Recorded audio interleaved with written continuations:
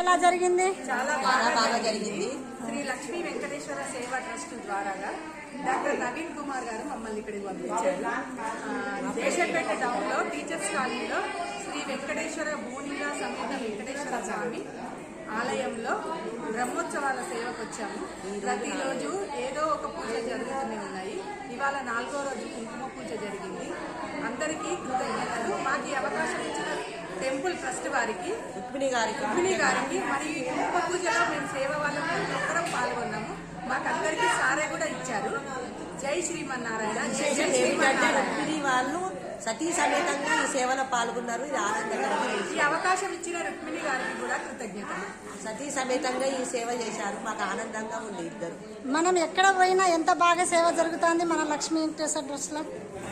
చాలా బాగా జరుగుతుంది. ఈ ట్రస్ట్ ద్వారాగా 2-3 వేల మంది ఉన్నాము.